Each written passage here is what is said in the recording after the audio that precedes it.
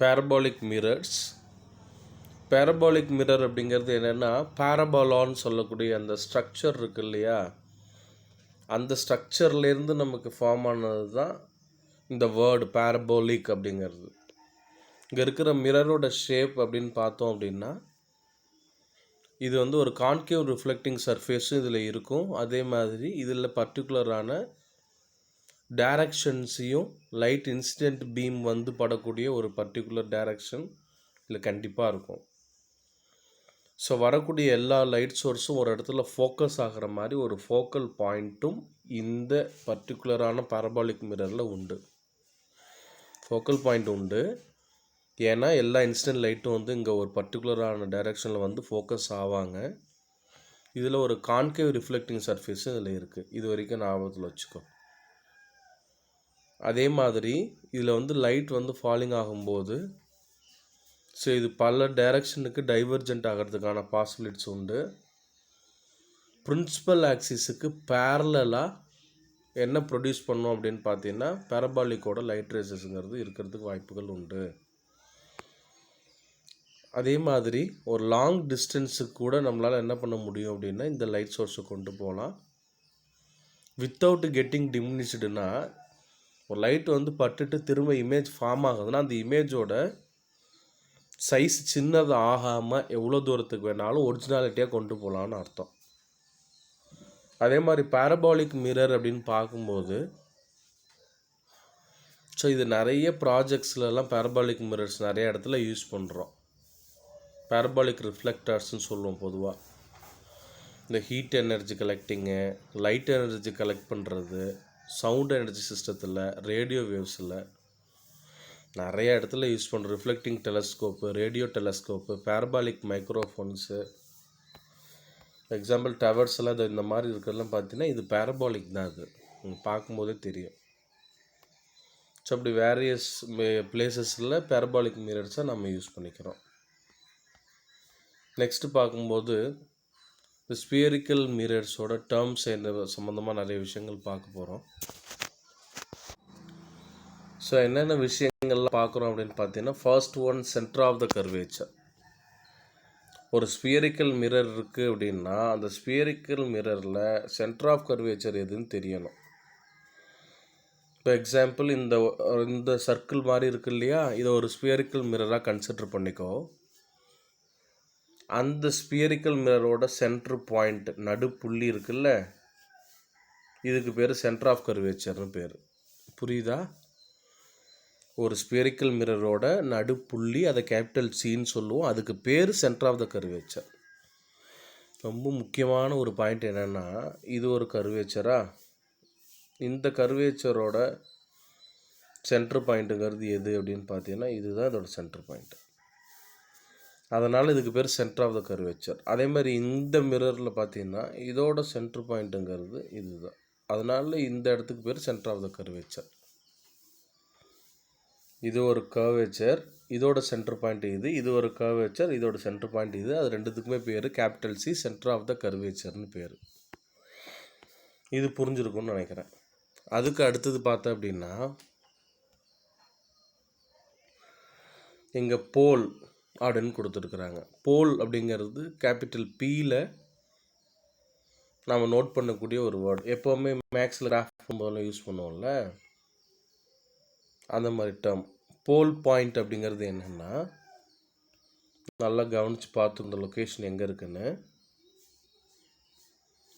அந்த பர்டிகுலரான ஆர்க் இருக்குல்ல, கர்வ் இருக்குல்ல, இப்போ இதுதான் அந்த கர்வ்னு, கர்வ் இருக்குல்ல, இந்த கர்வோட அதோட சர்ஃபேஸில் இருக்கிற சென்டர் பாயிண்ட். இந்த கர்வேச்சரோட அதோட பாடிக்குள்ளே இருக்கிற நடுப்புள்ளி அப்படின்னு பேர். இதுக்கு பேர் போல் பாயிண்ட்டுன்னு பேர். இந்த போல் பாயிண்ட்லேருந்து ஸ்ட்ரைட்டாக சென்டர் ஆஃப் த கர்வேச்சர் வரைக்கும் ட்ராவல் பண்ணக்கூடிய அந்த லைனுக்கு பேர் பிரின்சிபல் ஆக்சிஸ்ன்னு பேர். புரியுதா?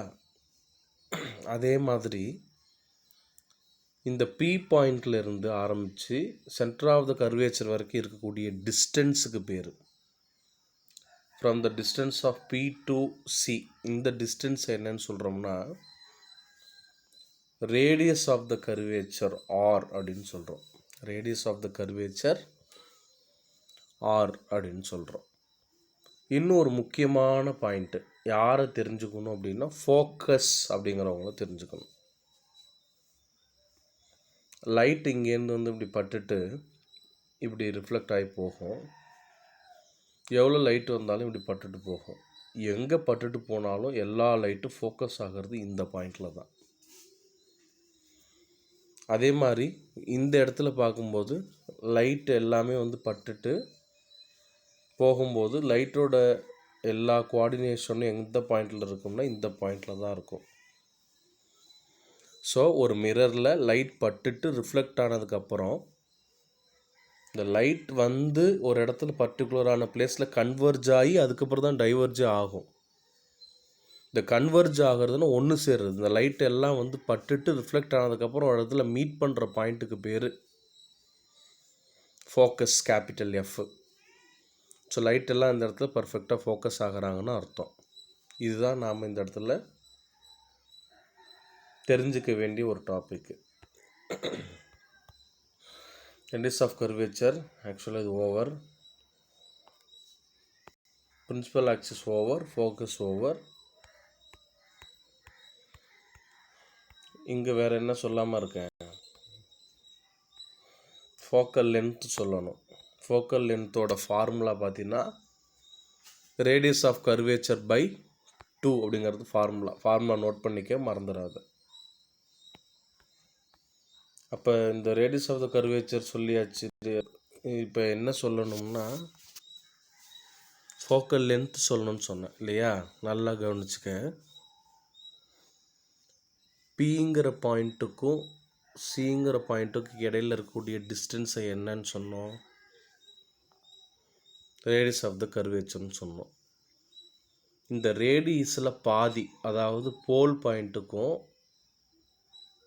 இந்த சி பாயிண்ட்டுக்கு இடப்பட்ட தூரத்தில் பாதி பகுதி இந்த சென்ட்ரு புள்ளி வரைக்கும், ஐ மீன் இந்த ரேடியஸ் ஆஃப் கர்வேச்சரில் பாதி அளவு இருக்கிறதுக்கு பேர், இந்த டிஸ்டன்ஸுக்கு பேர் ஸ்மால் எஃப் ஃபோக்கல் லென்த்துன்னு பேர். எக்ஸாக்டாக சொல்லணும்னா கேபிட்டல் எஃப்ங்கிற இந்த பாயிண்ட்டுக்கும் பி பாயிண்ட்டுக்கும் இடையில் இருக்கிற தூரத்துக்கு பேர் ஃபோக்கல் லென்த்து எஃப்.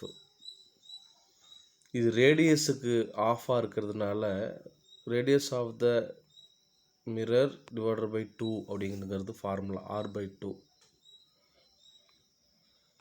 அதை நம்ம எங்கே படிச்சிருக்கோம்னா இப்போ இந்த இடத்துல இந்த ஃபார்முலாவில் கொஞ்சம் நேரத்துக்கு முன்னாடி இங்கே பார்த்தோம். சரியா? நெக்ஸ்ட் ஒன் ப்ராப்ளம் போட போகிறோம். Radius of the curvature of spherical mirror 20 centimetre கொடுத்துருக்காங்க. ஃபோக்கல் லென்த்து கேட்டிருக்காங்க. R is equal to 20 centimetre. Small F கண்டுபிடிக்கணும். Small F is nothing but formula R/2 formula.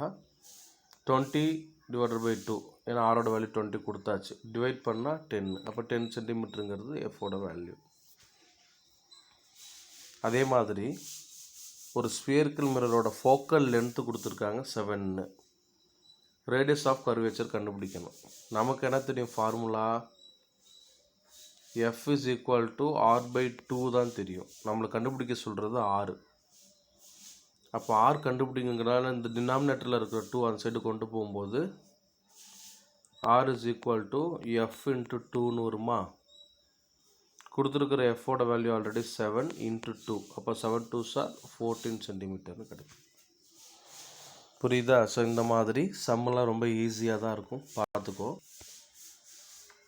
அதுக்கு அடுத்தது என்ன டாபிக் பார்க்க போகிறோம் அப்படின்னா image formed by the spherical mirror. ஒரு ஸ்பியரிக்கல் மிரரில் இமேஜ் எப்படிலாம் ஃபார்ம் ஆகும் அப்படிங்கிறத பார்க்கணும். இந்த இமேஜ் ஃபார்மேஷனுக்கு டயக்ராம் ரொம்ப முக்கியம், அது ரொம்ப கவனிச்சுக்கணும். இப்போ 2 டைப்பில் இருக்கிற ஸ்பியரிக்கல் மிரரையும் இண்டிவிஜுவாலிட்டியாக பார்க்க போகிறோம்.